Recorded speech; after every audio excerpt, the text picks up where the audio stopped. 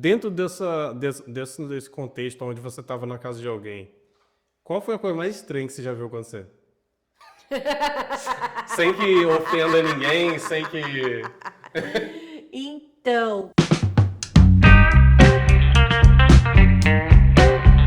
Bom, hoje eu tô aqui fazendo papel idiota para vocês, porque hoje eu vou fazer o papel de quem acabou de saber que tá esperando um filho, e vou tirar as dúvidas com uma enfermeira que é obstetra, a enfermeira obstetra, que lida com esse tipo de situação o tempo todo.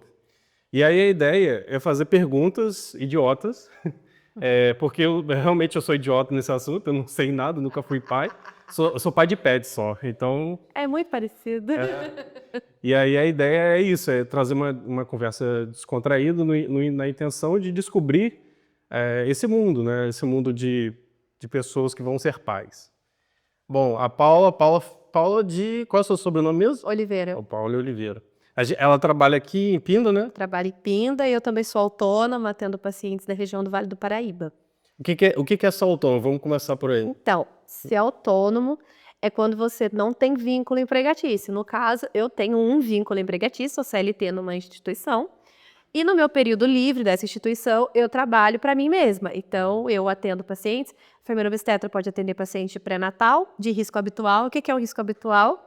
É uma paciente que não tem nenhuma comorbidade, que não tem nenhuma doença, é uma paciente que ela só está grávida, ela não tem mais nada. Ou seja, tipo, quando eu quis perguntar autônomo no sentido prático do que você faz, tipo, você vai à casa da pessoa quando ela tá para ter o bebê, é isso? Também, o que acontece? Existem alguns serviços que a gente oferece, dentre eles o acompanhamento de parto, que envolve consultas de pré-natal. Então, eu consulto essa paciente durante a gestação, a gente faz consulta, vejo a saúde dela, a saúde do bebê, peço exames, avalio exames, e no dia do parto, quando ela contrata esse acompanhamento, Sim. ela me chama quando ela sente que já está com dor, ou quando ela tem alguma dúvida, enfim, a gente faz esse apoio, e eu vou à casa dela. Entendi. Nisso, eu faço a avaliação do trabalho de parto, para que a gente ou evolua para um parto domiciliar planejado, ou para que a gente vá até o hospital para que ela tenha o bebê no momento oportuno. O que é o momento oportuno?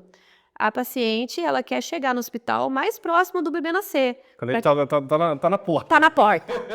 Para que ela diminua o tempo de internação, Aham. no caso, quando ela tem uma equipe, e quando ela vai para o plantão, ela diminui intervenções desnecessárias, porque ela já chega com o bebê nascendo. E como profissional, ela consegue assegurar que ela e o bebê estão bem, e que tá tudo certinho. E aí, tipo, dentro dessa ocasião, tipo assim, como é que é a rotina disso e quais são os instrumentos que você tem que ter para conseguir fazer isso, né? Porque, imagina, hoje muita gente, eu acredito, deva ter partos na cirurgia, né? Parto, como que fala? Cesárea. Cesárea. E aí, tipo, nessa situação, você não tem o lado Não. do hospital para te dar aquele suporte. Como é que funciona Na isso? verdade, a gente tem. Existem algumas determinações que o Conselho de Enfermagem propõe para que a gente possa prestar esse atendimento. Dentre elas é estar a menos de 30 minutos de um hospital. Na região que a gente mora, muito dificilmente a gente vai estar a mais de 30 minutos de um hospital. Está num centro urbano, então quando muito a gente está a 20, no máximo 25 minutos de um hospital. O parto, tem gente que fala que o parto é uma caixinha de surpresas. Eu concordo até certo ponto. Por quê? Uma paciente que tem um pré-natal bem feito, uma paciente que foi bem assistida, bem orientada, dificilmente vai evoluir para algum quadro grave no parto. Contudo, caso ela evolua, isso não acontece de uma hora para outra. Durante o trabalho de parto, a gente observa sinais que nos levam a acreditar que aquele desfecho não vai ser favorável. Então, a gente acaba transferindo essa paciente para o hospital mesmo quando ela quer um parto domiciliar planejado. Então, isso é muito conversado para as pacientes, porque querer um parto domiciliar e ter um parto domiciliar são coisas nem sempre distintas, casam. não cabe. Aí, no parto domiciliar, a gente leva, né, todo o material, oxigênio, máscara, ambu, medicações. As únicas medicações que a gente não tem são medicações de uso exclusivo hospitalar, que são antibiótico venoso, porque já é uma intervenção. E o misoprostol, que ele é de uso restrito para o hospital. Mas transamin, ocitocina, essas medicações para parar sangramentos, usadas mais corriqueiramente, a gente tem. Entendi. E a gente tem material suficiente para estabilizar e transferir se precisar. E aí, tipo assim, há um tempo atrás eu vi na internet, esse tá na internet, é verdade, um vídeo tipo, de uma mulher tendo um filho dentro de uma piscina, dentro de casa. Sim. Isso tem alguma coisa a ver? Tem a ver. A gente tem uma piscina. Depois, se você Isso quiser... faz parte do kit? Faz parte do kit. Isso aí de... Depois, se você quiser, pode deixar a foto aqui no insight Uhum. da paciente que teve um domiciliar na piscina. A gente tem uma piscina de plástico, grande, de 4, 5 mil litros. Vou te falar que o maior desafio é esvaziar essa piscina depois. E que isso for no apartamento. Exato. E a maioria das partes a gente põe na sala. E aí a gente tem que tirar toda a água com o balde. E aí vai as duas enfermeiras, o pai, a doula, a mãe, quem tá em casa catando balde, jogando o balde fora. Pá. E assim, o parto na água é bacana. O bebê, ele sai de um ambiente de água do útero para um ambiente externo de água. Então é menos traumático, né? Porque para o bebê nascer traumático. Ele sai de um lugar para o outro e assim, né? Então é um nascimento, você pode observar que nesses vídeos, o bebê não chora. O bebê sai, ele nada, a mãe pega, ele nada. Tipo, já sai nadando já. Já sai nadando. Que viagem. E aí ele sai, a mãe pega e ele não chora. E algumas pessoas, ai meu Deus, o bebê afogou. E não, ele só tá calmo, tranquilo, ele começa a corar e a gente vê que tá tudo bem. Só que é interessante essa questão da piscina, porque tem algumas pacientes que fazem a gente montar a piscina, fala que vai ter bebê na piscina, chega de hora, dá um surto, elas não querem ficar na piscina. Por quê? Quando a gente tá em parto, a gente não tá muito racional. Então a gente... nem um pouco, na verdade. Então a gente só vai saber a posição que a gente quer na hora. Então, às vezes, a gente enche a banheira na maior dificuldade, a piscina, e aí a paciente fala, não, eu quero, levanta, e aí a gente sai correndo atrás dela para ir onde ela quer ir. Entendi.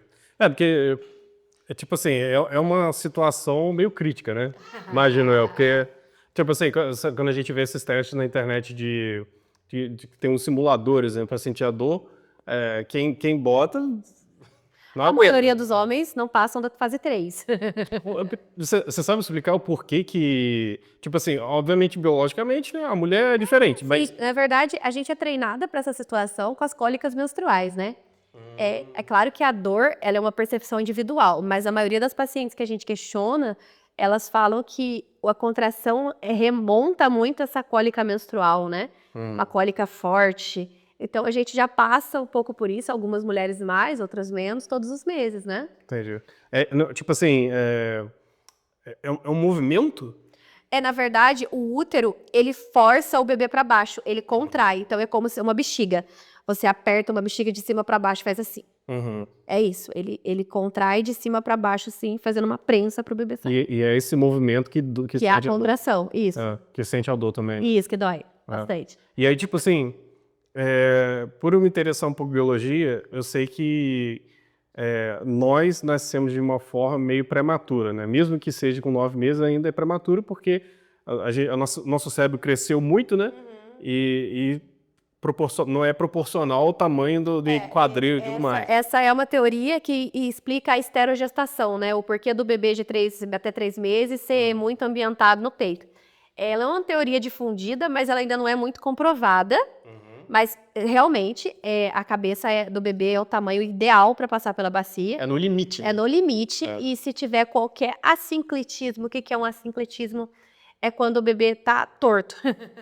Quando a cabeça está torta no estreito da bacia. Pega as tralhas aqui. Os de baixo, os de rodar. Isso. Sim? Tudo aqui. Como é que funciona? Aqui está uma bacia. Você vai dar para ver bem, mas aqui está o desenho da bacia. Aqui estão os planos. O bebê ele tem que descer de uma certa forma em cada plano. Então aqui ele tem que estar com a cabeça para frente, aí depois ele vira de lado, depois ele roda. Todos esses movimentos que ele faz... Calma aí, essa proporção aqui é real? Tá em tamanho real? Não. Ah, tá. Não. Todos os movimentos que o bebê faz na bacia possibilitam que ele passe, né? Porque a dilatação, aqui a gente tem a dilatação, ela é um fator determinante, mas ela não é o fator mais importante do parto. Ter dilatação não significa que você vai ter um parto. Porque o que manda é a descida do bebê, que é aonde ele está na bacia, Certo. a forma como ele se movimenta dentro da bacia. Justamente por isso, que qualquer movimento que ele não faça ou que ele faça de forma errada, atrapalha para que ele nasça. Então, a gente tem também, dentro da nossa atuação, uma abordagem de exercícios durante o parto que a gente faz, a fim de ajudar esse bebê a assumir uma posição mais rápida para que ele possa nascer mais Entendi. tranquilamente. É tipo assim, tudo isso, vamos imaginar que você tá grávida agora.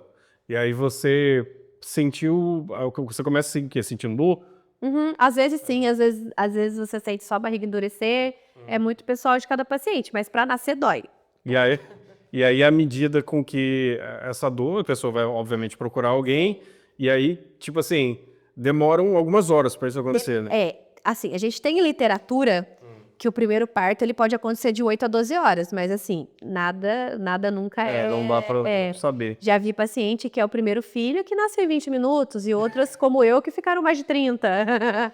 Então, Aí, à medida com que a mulher vai se preparando para realmente nascer, maior vai aumentando a a dilatação dilatação, isso. ao ponto É que o parto, ele tem fases, né? Existe a fase latente, o pródromos, a fase latente, a fase ativa e o expulsivo. E tem o pós-parto também. O que acontece? Cada fase tem um tempo para durar. O trabalho de parto, ele começa mesmo quando ele chega na fase ativa, que é quando já está com 4 a 6 centímetros. Então, a partir disso, começa a contar. Geralmente, pela literatura, ela vai dilatar 1 centímetro por hora. Teoricamente, algumas vezes ela pode dilatar 1 a cada 4 horas, ela pode dilatar 4 em 1 hora. Então, isso vai ser muito relativo. relativo de paciente a paciente. Não tem como controlar nada disso, né? Nada disso. E aí, tipo, eu imagino que você vai para casa do paciente e você pode ficar lá 48 horas. Exatamente, eu tenho hora para entrar, mas eu não tenho hora para sair.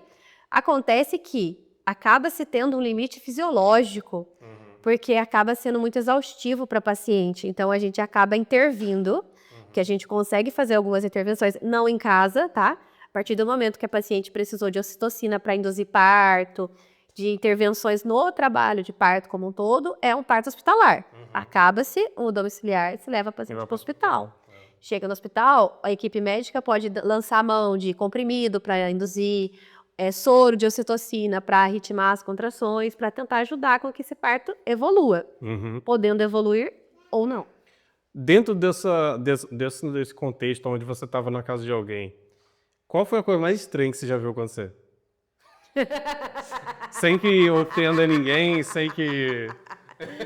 Então, teve uma paciente que, assim, ela tinha um poder aquisitivo um pouco maior, né? Uma paciente high ticket. E ela é uma blogueira famosa aí da região. Ela era casada com um australiano, enfim. Ela tinha um know-how, né?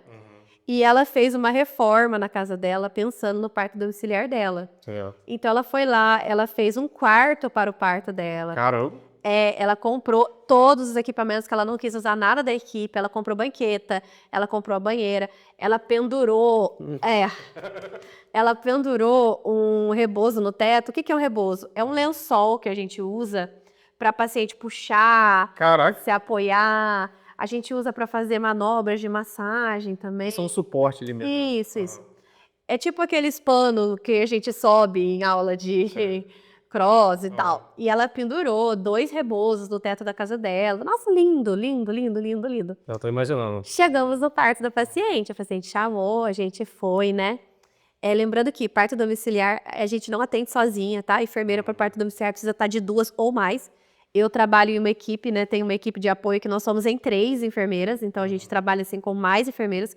Porque se eu tiver uma intercorrência com a mãe e com o bebê, eu preciso ter braços hábeis para atender todo mundo. Sozinho não tem como fazer. Não tem como. Doula também não faz parto domiciliar, doula não presta atendimento, tá? A doula, ela fornece apoio emocional, é importante a gente falar isso.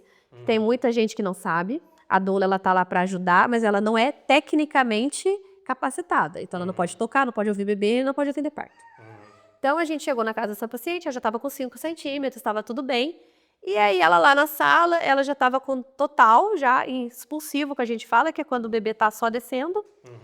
E ela ficou em expulsivo um tempão, o bebê bem, a gente monitorando o bebê bem, e ela muito incomodada dentro da sala, ela muito incomodada o tempo todo.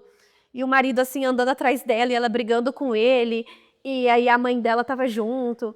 E algumas vezes o fato da mãe estar junto acaba gerando uma ansiedade na paciente, então... E ela andava, e nada, por fim, foram 3 horas de expulsivo, ela resolveu ir pro banheiro. Ela foi pro banheiro e ela se trancou no banheiro. Sozinha, ela se trancou, ela passou a chave na porta. Que viagem. E ela não queria sair do banheiro. E assim, a gente desesperada, pelo amor de Deus, a gente precisa te ajudar, você não pode ficar aí. E ela trancada no banheiro. E aí começou a nascer. Quando começou a nascer, ela abriu a porta e deixou a gente entrar. E ela estava jogada, ela estava sentada no vaso, começou a nascer, ela se jogou de 4 apoios para frente do banheiro. E aí a gente atendeu o parto e tudo, e depois fazendo uma reflexão com a própria paciente, numa consulta de pós-parto, a gente percebeu que o único lugar que ela se sentia segura e que ela se sentia ela era dentro do banheiro. Então não adiantou nada ela fazer toda aquela preparação milionária que ela fez na casa, que não era ela, não era dela. Eu pensei que você ia falar que ela se apoiou no negócio e ela saiu do teto. Não, podia acontecer, mas não adianta, porque não era dela. Nós, seres humanos, nada mais somos do que seres racionais, porém não somos mamíferos. Então, se você já teve a oportunidade de acompanhar o parto de algum animal, seja um cachorro, um gato, eles procuram um lugar, eles passam as últimas semanas antes do parto preparando um lugar, procuram um lugar que eles se sentem bem para eles terem esse bebê. Ela se sentia bem no banheiro. E no parto, a gente, domiciliar, principalmente, a gente consegue ver muito isso. Fazendo a analogia, provavelmente, tipo assim, o animal faz isso para ele, porque ele tá exposto e ele não quer, né? Sim, ela não queria ficar exposta. Às pessoas, né? Sim. Na verdade, um dos motivos da gente trabalhar tanto hoje em dia no hospital, a questão de não entrar pessoas dentro da sala de parto, entrar estritamente o necessário, não acender a luz, justamente para trabalhar esse subconsciente da paciente, porque a gente quer que ela saia do racional e entre no irracional para que ela consiga se soltar e ter esse bebê. E ninguém quer ser exposto, né? Passar por isso com um monte de gente que você não conhece te olhando, no ar-condicionado gelado e com as partes à mostra, né? Vamos falar disso, isso que é interessante, porque, tipo, o homem nunca vai passar por isso. Não vai. Né? A gente é incapaz de passar por isso. Não. Então, tipo assim, vamos falar dentro do contexto do hospital, que pra mim parece ser pior, porque você tá dentro da sua casa, pelo menos você tá dentro da sua casa, né? Só vai quem você quer. Enfim. Dentro do contexto de hospital, quantas pessoas estão lá para fazer isso acontecer? Várias. Tipo, que umas 10 pessoas? Então, atualmente na instituição que eu trabalho, a gente tem uma equipe relativamente pequena. Então, durante o dia são 3 auxiliares de enfermagem, 2 enfermeiras, e aí tem o médico plantonista, o acompanhante da paciente e o pediatra. Mas então, 6, 7 pessoas. Já dá umas 7, 8 pessoas. Num hospital maior, esse número pode chegar a ser mais. E se essa paciente for para o centro cirúrgico para fazer uma analgesia, aumenta.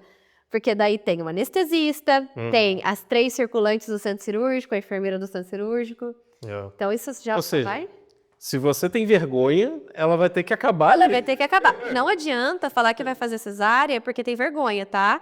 Porque se você interna para fazer a cesárea, a gente já começa te dando uma camisola que o rasgo para trás é aberto e você fica pelado. Que isso? Por que o rasgo é aberto? O anestesista ter acesso a fazer a anestesia. Tudo no hospital tem que ter o sentido prático. Tem o sentido prático, mas aí a dignidade você também não tem.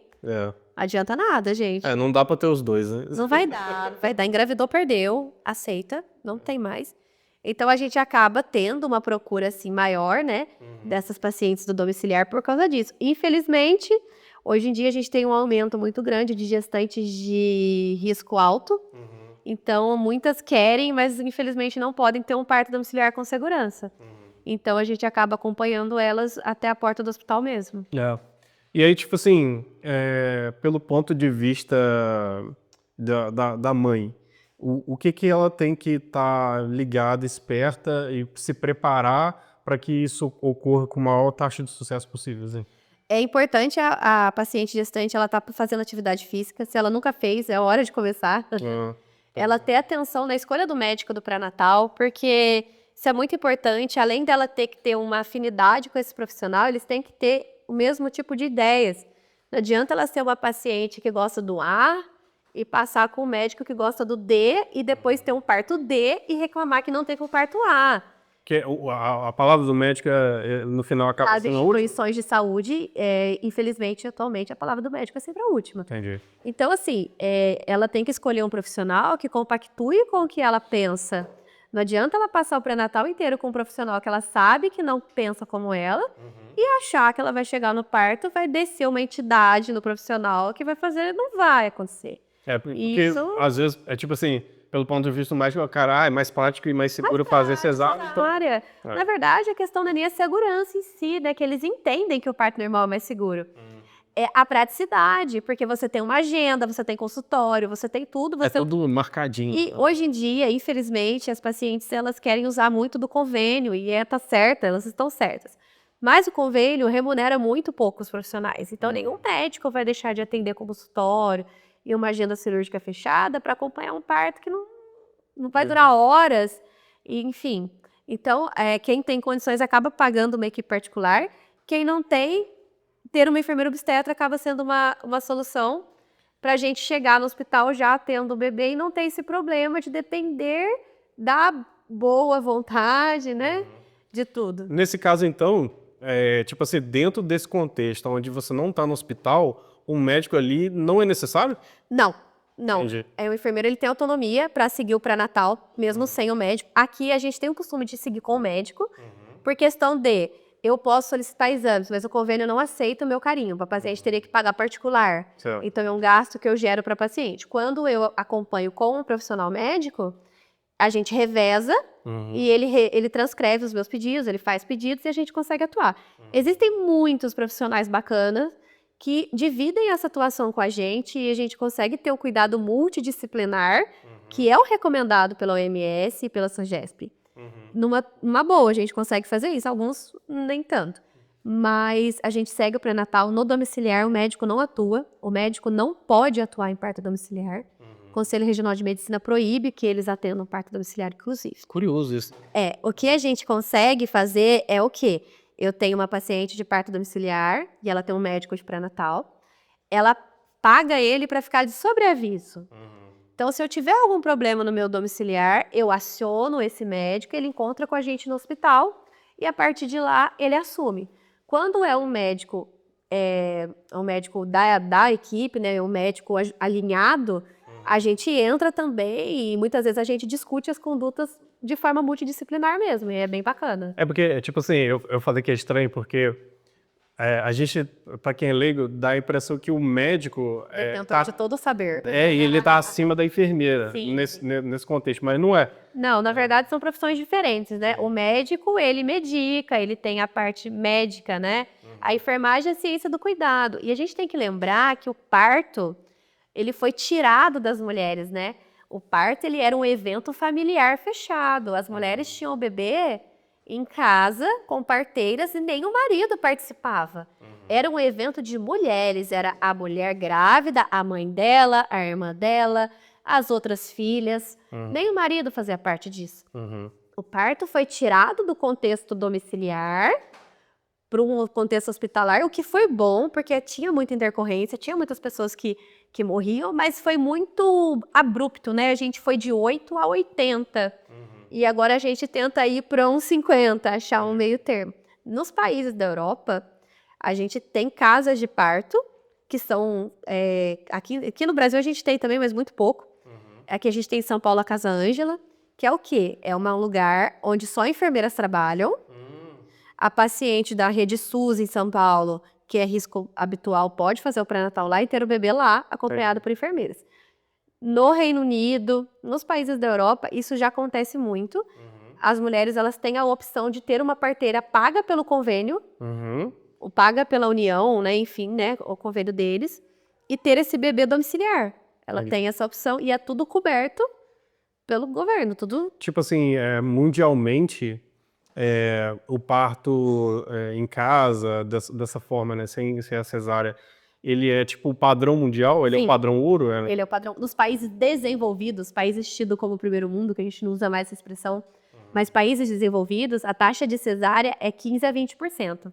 No Brasil, a taxa de cesárea é 80%.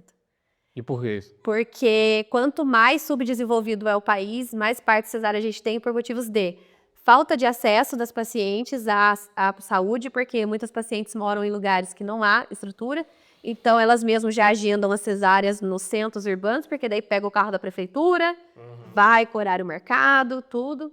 Outras por simplesmente falta de conhecimento. Tem. E a gente tem lutado no Brasil hoje, existe um movimento grande da humanização de parto, para que a gente retome esse conhecimento e mais mulheres, pelo menos, tentem ter o parto normal, que muitas nem querem tentar, elas já marcam e já chegam com a cabeça feita que elas não querem. Eu acho que, assim, provavelmente deve ter muito essa visão, por exemplo, de filme, que a mulher tá lá, tá quase se matando, né? Exatamente. Para fazer aquilo acontecer e, enfim, deve ter muito esse imaginário, né? Tem muito, tem muito. Algumas pessoas no Instagram, Instagram às vezes irrita a gente. Algumas pessoas no Instagram, elas acabam falando, ai, mas no particular é tudo muito bonito, quero ver no SUS. E aqui na região a gente tem hospitais SUS que são muito bons, que oferecem também banheira, que oferecem enfermeiras obstetras, que tem toda uma estrutura para que haja um parto respeitoso. Entendi. Então nem sempre precisa gastar Sim. fortunas. Tipo assim, quem tá vendo isso pode ser como essa moça que pôde fazer um quarto, como também alguém que não tem recurso nenhum, né? E que quer ter um filho de forma decente, né? O melhor recurso do pré-natal é o conhecimento. E a gente fala isso, as pacientes não dão bola. Elas compram carrinhos caros, elas compram coisas desnecessárias, tranqueiras de maternidade, e elas não investem em conhecimento. Você tendo conhecimento, você estudando sobre o parto, estudando sobre como acontece, o que ocorre, você pode ter um parto bacana em qualquer hospital, principalmente no SUS, inclusive no SUS, porque no SUS, hoje em dia, existe meta para parto normal. Então, a chance de você ter um parto normal no SUS é infinitamente maior do que você tendo particular pelo convênio e no plantão. Entendi, curioso isso. Muito, porque os médicos do SUS estão lá para parto normal. E para eles, a diferença não tem. Então, enquanto que no convênio, eles querem... Hello! Eu queria fazer uma pergunta que veio da minha cabeça aqui. Tipo assim, os seres humanos estão aqui, os homo sapiens estão aqui 300, 400 mil anos, né? Então a gente tá aqui há muito tempo, então nosso filho faz tempo pra cacete. E aí, tipo, qual existe na prática, o que mudou de fundamental entre o parto lá feito pelas suas... Parceiras. Só tô vendo a palavra em inglês. Midwife? Não, eram freiras, né? Sim. É que, na verdade, a saúde, ela era uma caridade, né? Ela não era um direito. Então, assim, os hospitais eram casas de caridade. A questão é a seguinte, o ser humano foi evoluindo. Existe um estudo, que ele é um estudo, assim, que está com baixo enviés ainda, mas é um estudo bacana até e assustador ao mesmo tempo, que daqui a alguns anos as mulheres não vão mais conseguir ter parto normal. Por quê? Por mudança na postura e anatomia das mulheres. Que a gente não faz mais atividade física, a gente fica muito sentado. A gente não trabalha mais os músculos do assoalho pélvico e do quadril como os nossos ancestrais trabalhavam. Então, isso explica muito algumas dificuldades que a gente encontra, tanto dos partos atuais, né? Tanto essa questão também de serem alguns muito mais desafiadores, enfim. É um estudo que, né, tá em progresso, não tem nada muito certo, mas é interessante, porque realmente os nossos hábitos mudaram muito. A gente fica muito mais sentado, evita de fazer atividade, enfim. Então, eu acredito que a volta da atividade e do nosso agir, né, porque o ser humano ele foi preparado para isso, né? Uma coisa que eu acho que parando para pensar é que os seres humanos antigamente morriam muito mais cedo. Sim. Então, o ser humano lá atrás que tinha um filho, ela tinha, sei lá, 15, 16 anos. Até menos, né? Então, a chance de dar certo para você ser mais nova, acredito que deve ser mais alta, né? E não é. Hoje em dia, a gente tem que gestantes antes de 15 anos são considerados grupo de risco também, né? Então, muito nova e muito velha são extremos, né? Também são grupos de risco. A gente evoluiu muito nessa questão da qualidade de vida, a medicina evoluiu bastante, né? A gente vê, às vezes, uns vídeos, né? Eu vi alguns memes falando, o jovem falando no programa da TV, 30 anos, a gente olha, a pessoa tá totalmente diferente de a pessoa de 30 anos hoje em dia. Então, isso influencia também positivamente que a gente consiga te ver várias mulheres tendo filhos 50 anos, 40, 50 anos, então isso também é um fator. A medicina evolui O muito. limite seria o quê? 50 mesmo? Na verdade, a gente entende que os riscos aumentam após os 35 anos. Então, a cada ano pós 35 anos, esse risco ele é aumentado. Algumas mulheres optam por fazer o congelamento dos óvulos antes dos 35 anos, por isso. Entendi. Bom, pessoal, foram algumas perguntas idiotas, mas com respostas excelentes. Eu acho que a ideia era discutir um pouco sobre o assunto e introduzir os conhecimentos da Paula dentro desse contexto. E, obviamente, eu vou colocar as redes sociais dela para que vocês possam contactá-la. A gente está aqui entre Taubaté, São José dos Campos e Pinda. Eu acho que você atende nos três. Do sul, eu venho do Vale também, Lorena, Guará. Então, é uma região de uns 100 quilômetros quadrados. Então, se vocês quiserem contratá-la, os contatos vão estar aqui. Ou quiser, de repente, tirar uma dúvida, pode encher o saco dela lá. Pode sim. Depois que a entrevista for no ar, eu vou abrir uma caixinha de perguntas. Então, se a sua dúvida não foi respondida aqui, você pode deixar na caixinha que eu vou responder no Instagram. Então é isso. Essa foi uma outra entrevista com os assuntos que vocês estão vendo são completamente diversos, né? A última vez foi um piloto de Fórmula Truck e essa vez foi uma enfermeira. Então, até a próxima. Um abraço. Encerrei enquanto ela não chegou aqui.